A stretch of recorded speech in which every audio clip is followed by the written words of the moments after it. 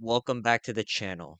My name is OJ, and today I thought about doing something a little bit different than usual. I'm going to break down my reaction to Cannonier versus Rodriguez because overall it was a very fun card to watch. So for today, I'm just going to break down every single fight from the early prelims into the main event and talk about what I thought about and every fight. So, without wasting any more time, let's jump right into the video. Starting off with Julia Alvia versus Jacqueline Cavalcanti.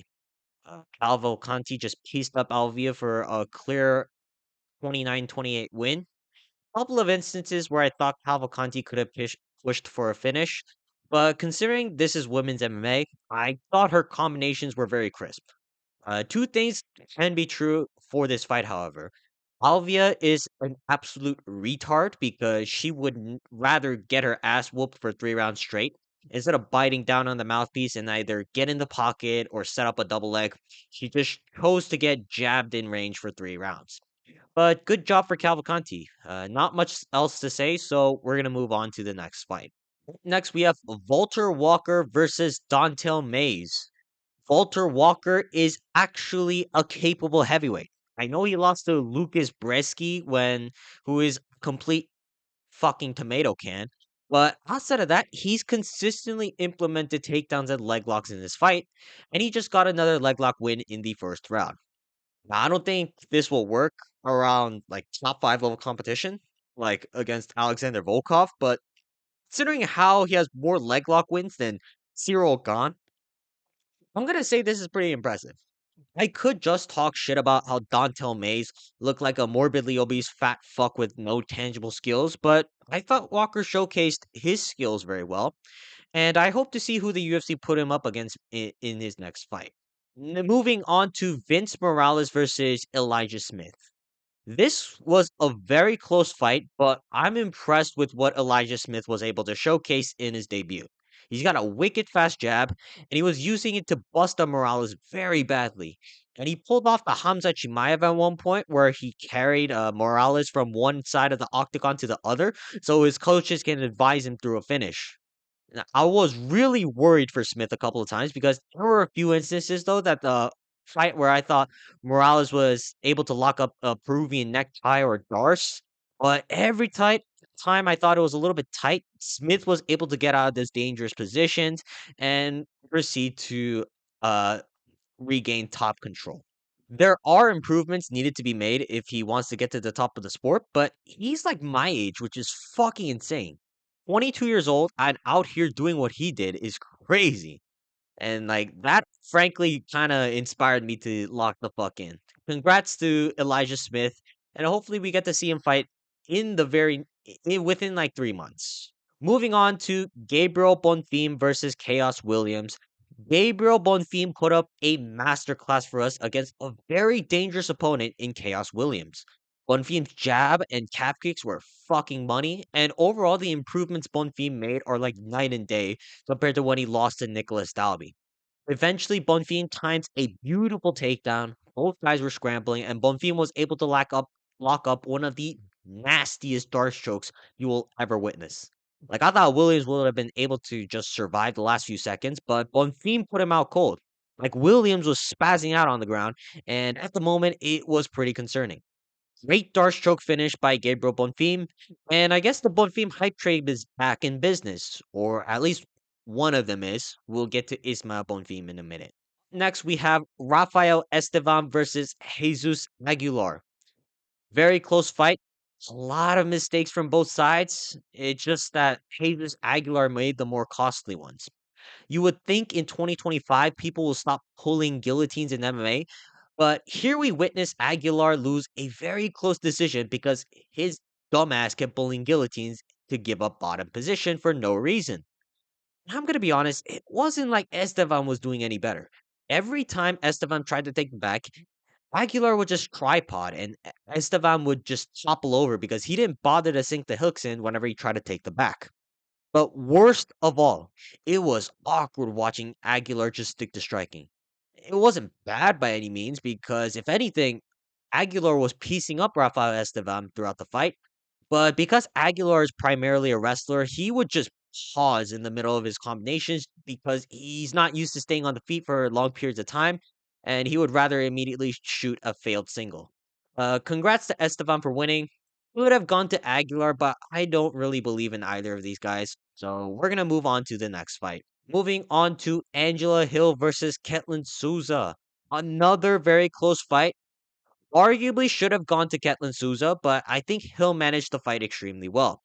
Hill was getting picked apart on the feet at times, but because Hill kept pressing forward, initiating clinches, takedown attempts, and quite frankly was able to jab up Souza, he looked to be in control throughout the whole fight. She did a very good job of just biting down on the mouthpiece and walking down Ketlin Souza. I thought Ketlin Souza could have won off damage, but I'm happy for Angela Hill because she gone to like 6 split decisions throughout her UFC career, and this was the first time she's won one. Hard fought win for Angela Hill, and she did well considering how limited she is technically and athletically. Up the card, we have Connor Matthews versus Jose Delgado. Delgado just beat the piss out of Connor Matthews. Matthews was looking to throw hands, trying to put the pressure on Delgado, but then Delgado timed a fucking beauty of a spinning back fist, and from there, Delgado bulldozed through Connor Matthews. Not much to break down because that kind of happened in the blink of an eye, but very impressive from Jose Delgado. And it looks like featherweight has a new touted prospect on the rise. We're going to move on to the main card. We have Rodolfo Vieira versus Andre Petrosky. I thought Vieira did enough to win the fight. Yes, Vieira could have made it more clear, but Petrosky didn't really put that much out there offensively. So I'm really confused to how Petrosky won the fight in the first place. On the feet, Vieira was tagging Petrosky with fast jabs, and I thought one of them dropped Petrosky, but I could be wrong. And on the ground, Petrosky did a good job of bending takedowns and occasionally reversing position, but he couldn't mount any offense, which is why I'm confused as to how he was able to win the fight. I thought Rodolfo Vieira should have made it more clear, but for the judges to score the fight 30-27 for Petrosky is fucking ridiculous. Like, at what point did Petrosky find success, let alone win all 3 rounds? I don't know, but if you guys can find any, let me know in the comments down below. Maybe I'll watch this fight back another time, but in short, I don't know how Petrosky won the fight, let alone all 3 rounds. So, yeah, I think robbery, and we're going to move on from now. Up the card, we have Ismail Bonfim versus Nazim Sadikov. Beautiful question mark kick by Sadikov towards the end of the first round. But that ending was kind of anticlimactic. The translators and broadcasters didn't really make it clear whether or not Bonfim was the one who admitted that he couldn't see out of his eye. However, I thought Bonfim wanted to continue the fight. We've seen fighters get worse swellings than the one Bonfim had in his right eye, yet for some reason the doctors will allow the fight to continue. Sucks for Bonfim because it was his return after being out for quite some time. It sucks for Sadikov because some people may look at this win with asterisks behind it. But regardless, Nazim Sadikov looks much improved since his last outing. I get that he claimed to be the best lightweight in the world in the post-fight interview, but I rate that kind of delusion from Sadikov personally because for a division as stacked as lightweight, you really have to believe that you're the best in the world if you want to make a name for yourself. I think maybe like 1 or 2 more wins, and Sadikov can potentially find himself within the rankings of the lightweight division. Great stuff from Nazim Sadikov. Moving on to the feature fight of the card, Edmund Shabazian versus Dylan Budka. Two things can be true about this fight. The step back right hand Shabazian landed was fucking nasty, but at the same time, Dylan Budka is trash. I don't understand how Budka is still in the UFC at this point. He is a heavily credentialed wrestler who can't get takedowns for shit. And takedowns are unironically the best part of his game.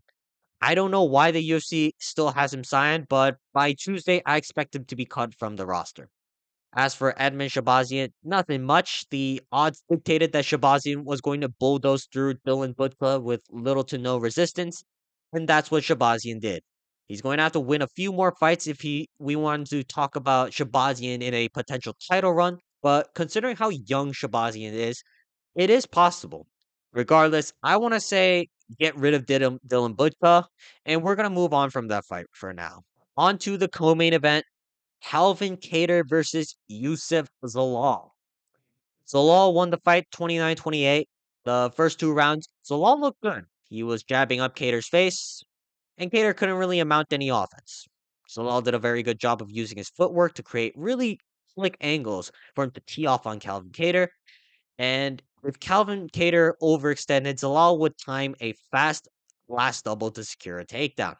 First two rounds, Zalal looked great out there. But in the third round, Cater bit down on his mouthpiece and started throwing shots that threw off Zalal's timing. And as a result, Zalal just kept running away from Cater, getting hit with hard shots sometimes, other times barely being able to escape.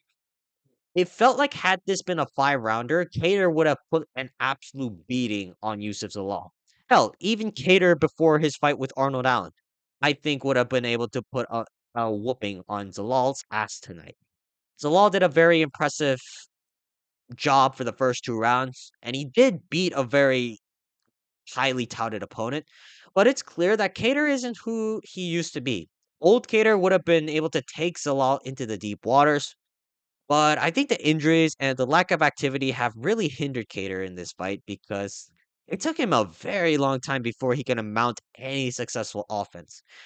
Uh, Good for Yusuf Zalal, but that third round raised a lot of concerns and red flags because from now on, he's going to have to continuously fight in either high profile bouts or 5 rounders in the near future. I would not pick Zalal to beat anyone in the top 5 at the moment. Maybe other than for Yair Rodriguez. And as for everyone in the top 10, I think I would still favor almost everyone else in the top 10. But who knows? Maybe he can put on a more entertaining performance in his next fight because Yusuf Zalal is 28 years old. He's still growing as a fighter. Hopefully, he can put on a more interesting fight in his next bout. Last but not least, Jared Cannonier versus Gregory Rodriguez. What a fucking G Jared Cannonier is. 40 years of age and taking on all these dangerous prospects head on. Now, I did pick Gregory Rodriguez to beat Jared Cannonier. I don't care. I'm really happy for Jared Cannonier because I thought we were going to be singing Jared Cannonier swan songs after this. Now, Rodriguez did beat up Cannonier early in the fight, dropped him twice in the first round, and was teeing off every chance he got. But Cannonier, like the crafty vet that he is, weathered down the storm and eventually started to find his jab as Rodriguez began to gas out. Starting from the second, you can see Rodriguez drop his hands down after every punch because of the exhaustion, and Cannonier did a very good job of capitalizing by extending his combinations. The tide shifted in the third round when Cannonier rocked Rodriguez with a nasty elbow while breaking off from clinch and almost put away Rodriguez near the end of the third. Eventually, Cannonier puts Barack Obama's lights out in the fourth round, and Cannonier maintains his rank in the middleweight division. Regardless of how I feel about the matchup, I will always root for Jared Cannonier because the UFC have done this man dirty throughout his whole career. All Cannonier did was take on every dangerous prospect on the come up in the middleweight division, and the UFC repaid him with nothing but disrespect and absolute bullshit. I'm happy that Cannonier gets to go back home with a win, and if we are really lucky, maybe one last title run from the Killer Gorilla. All right, that's going to be it for today's video. Let me know in the comments down below how you guys felt about UFC Vegas 102 overall. Other than that, make sure to like and subscribe, and I will see you guys next time. Peace.